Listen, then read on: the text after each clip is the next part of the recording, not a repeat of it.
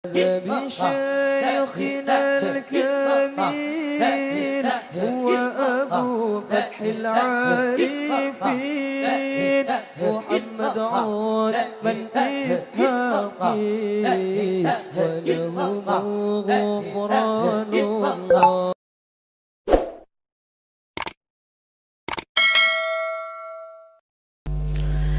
Janganlah Anda meremehkan dosa sekecil apapun, lalu menganggap diri sebagai seorang yang bertobat, padahal sebenarnya Anda terus-menerus berbuat dosa.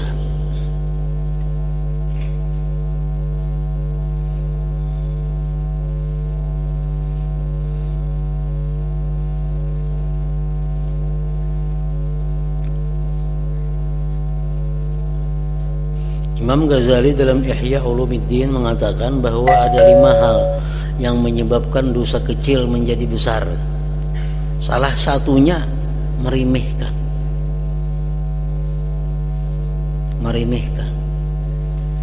Dosa itu sebenarnya dosa kecil, tapi karena diremehkan menjadi dosa besar.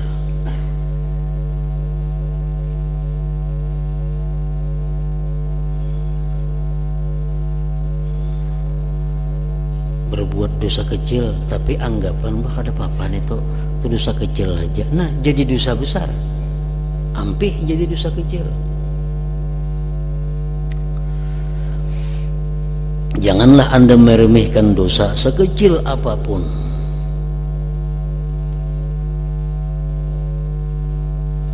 lalu menganggap diri sebagai seorang yang bertobat, padahal sebenarnya Anda terus-menerus berbuat dosa.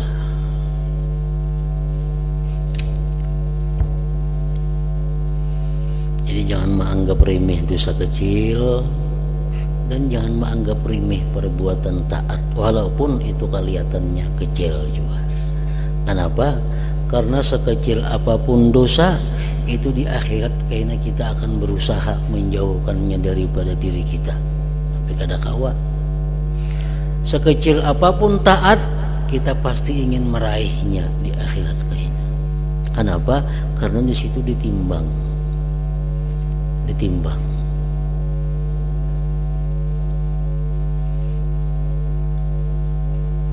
Nah, kayak malam tadi kita dijelaskan bahwa membaca satu ayat, satu huruf dari Al-Quran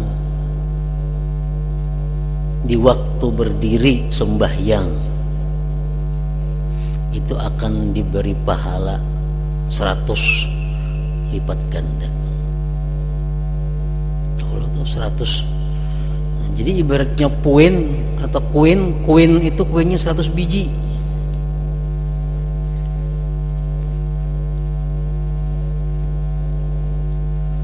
Nah, kalau kita memahami apa yang kita baca dari Al-Quran itu, maka satu hurufnya kada 100 lagi, jadi 700.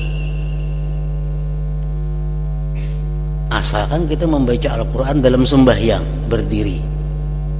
Fatihah contohnya, kita membaca satu huruf Fatihah itu, kalau kita dalam keadaan sembahyang berdiri baca sehuruf dapat 100 koin. Tapi kalau kita paham dapat 700. Banyak banget 700 itu. Kayak duit pirak itu 700 putih umpamanya. Nah, ini sangat diperlukan bagi kita di akhirat. Jadi jangan dianggap enteng. Misal kita anggap enteng membaca Quran biasa aja. Jangan, baik kita bagimit sedikit, tapi kita kalau memahami. Kenapa? Gandanya luar biasa. Coba 100, kalau kita paham, tahu artinya, maknanya, nilainya jadi 700. Nah, gunanya itu untuk di akhirat karena kita memerlukan koin-koin taat ini sebanyak mungkin untuk meimbangi dosa-dosa yang kita lakukan dalam dunia. Kan ditimbang amal dosa ini buat sini, amal dosa kita buat sini, amal dosa kita buat sebelah kiri, dosa kita ini buat sebelah kiri, akhirnya hibak lawan dosa. Amal baik kita mana? Nah, dikumpulkan juga, hendak ke sebelah kanan, hendak ke sebelah kanan amal baik kita, ditimbang kayaknya mana beratnya. Nah, jadi sekecil apapun amal kebaikan itu, kalau nang baik ini menang, kita ke surga. Kalau amal jahat ini menang walaupun sedikit, menangnya ke neraka. Kalau sama, itu menunggu pertimbangan Allah. Nah, jadi jangan dianggap remeh, dosa itu sekecil apapun itu akan memberati timbangan sebelah kiri. Dan jangan anggap kecil taat sekecil apapun, karena itu berguna untuk memberati timbangan amal nang di sebelah kanan. Apa susahnya? Apa ngalihnya kalau kita hakun mencari ibadah nang berlipat ganda itu? Kalau kita sudah paham Fatihah, sudah tahu artinya, sudah tahu maksudnya, kalau kita sembahyang kadang-kala kita menghadirkan itu karena hendak terburu-buru, itu sangatlah rugi. Sangatlah rugi. Jadi kita baca Bismillahirrahmanirrahim. Nah, kita sadari artinya. Nah, kita pahami apa itu Bismillahirrahmanirrahim maksudnya. Dalam sembahyang kita berdiri itu dapat 700 nilainya. Ada sedikit 700 kali dosa, maka hanya sama itu. Kita berbuat dosa 700. Nah, itu sama lawan itu beratnya kayaknya. Kalau kita berbuat dosa kayak sampai 700, berat kebaikan, nah selamat kita.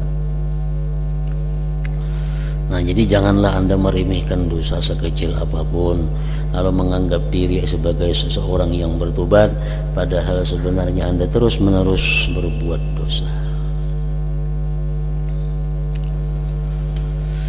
Aku pernah menerima keterangan, ujar Imam Ghazali, aku pernah menerima keterangan dari Kahmas Ibn al-Hasan al-Basri.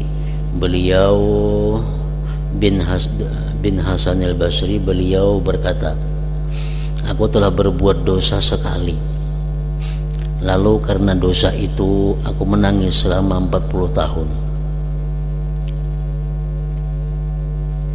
Berbuat dosa sekali 40 tahun menyesali dosa itu. Ada yang bertanya, dosa apakah itu? Apa gerang dosanya? Wahai hamba Allah, Kahmas menjawab, pernah aku dikunjungi saudaraku sesama muslim. Kemudian demi saudaraku itu aku membeli ikan untuk ia makan. Sesudah itu aku bangkit menuju ke pagar tetangga, mengambil segenggam tanah buat membasuh tangan saudaraku itu. Yang dahulu kan ada tisu, ini kan tisu ada yang mbah makan tuh dilap. Dahulu ada tanah, jadi mbah makan tuntung lapnya itu tanah, tangan dikacaukan ke tanah supaya hilang lamak-lamak bekas makanan itu. Nah, Kahmas ini kebetulan mengambil tanah ampun tetangga sagenggam, dan itu sih merasa satu dosa. Jelas itu memang dosa mengambil penurang. Nah, Sidin menyesali dosa itu sampai 40 tahun.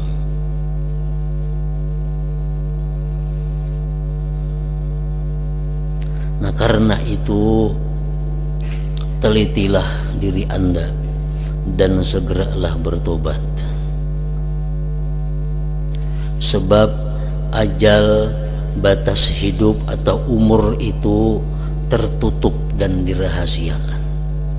Rahasiakan dengan tahunya umur itu jam berapa kita mau habis umur. Sedangkan dunia ini menipu. Nafsu dan syaitan senantiasa menjadi lawan. Merendah dirilah kepada Allah.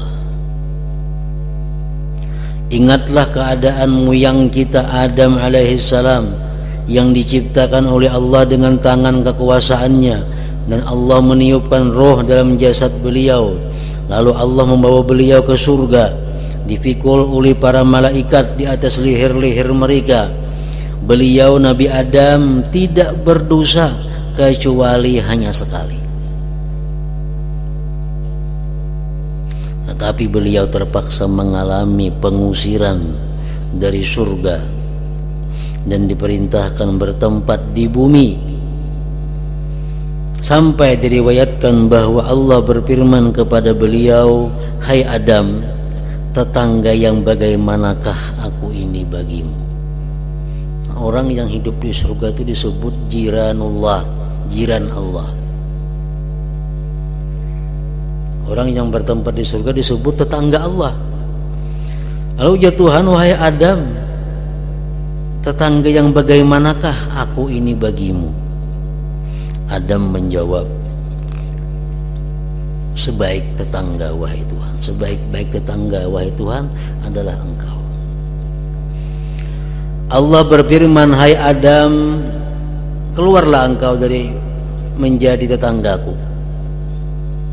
Tidak boleh menjadi tetanggaku orang yang durhaka kepadaku."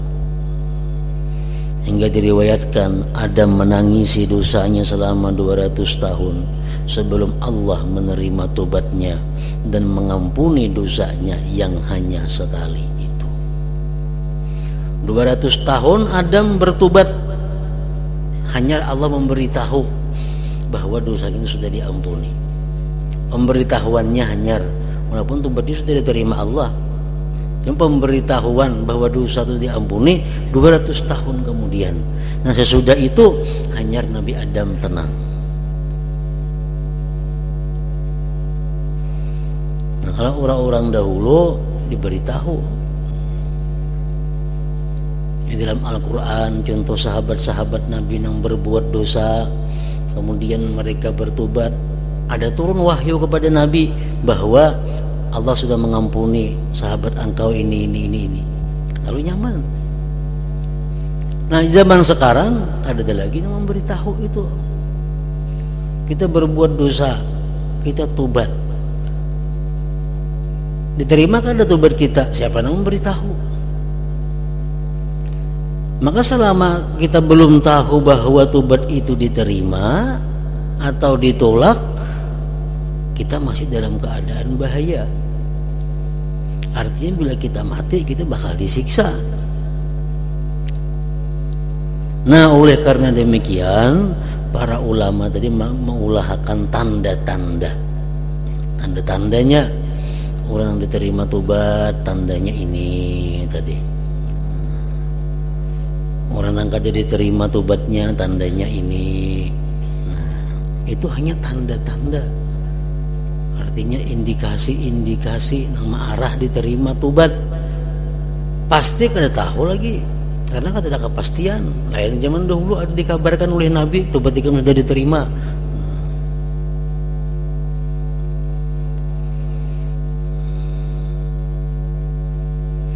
Ya Nabi Adam sudah diberitahu.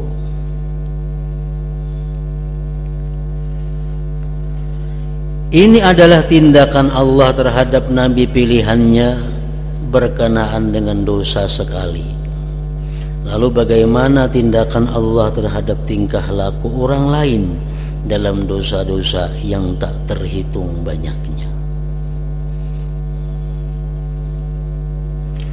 Tangis Nabi Adam ini adalah merendahnya orang yang bertobat kepada Allah.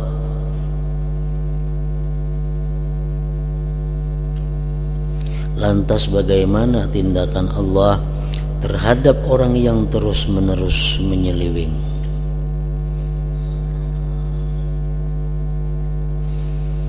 Alangkah bagus ucapan seorang penyair, yakhafu ala nafsihi may yatubu fakaifa tara hala man la yatubu. Artinya orang yang bertobat selalu takut mengkhawatirkan dirinya. Orang itu sudah tobat tetapi nya takut, tetapi nya khawatir tobatnya diterima kah diterima kadakah. Bagaimanakah pendapatmu terhadap keadaan orang yang tidak bertobat? Orang yang kada bertobat mestinya lebih khawatir lagi karena kada bertobat.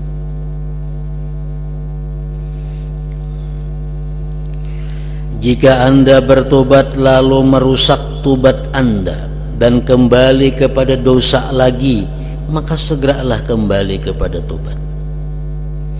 Malam ini kita sudah tobat tadi, bahwa aku berhenti melakukan dosa yang aku perbuat siang tadi, menyesal, dan bulat hati isuk kada akan mengulang lagi dosa itu.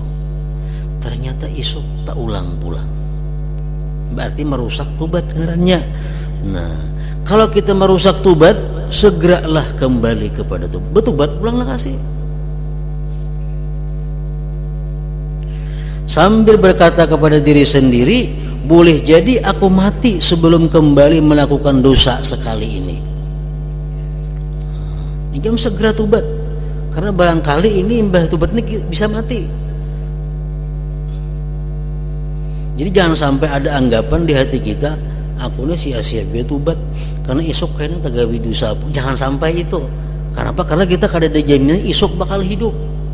Kada ada kepastian isuk pasti memperbuat dosa itu, kada ada kepastiannya. Jadi bila kita melakukan dosa, segeralah tobat. Ada hadis yang mengatakan bahwa seorang hamba itu melakukan dosa, maka para malaikat ini memberi tempo. Ada yang mengatakan riwayat 1 jam. 1 jam masih diberi tempo. Kalau sudah lewat 1 jam, hanya ditulis sebagai satu dosa. Ada riwayat lain mengatakan 6 jam. Nah, kita berbuat dosa jam 1, kayaknya jam 6 hanya dicatat sebagai dosa. Nah, jadi kalau kita kada ada tobat dalam saat-saat itu, hanya dicatat. Nah, kalau nya tobat kan jadi dicatat.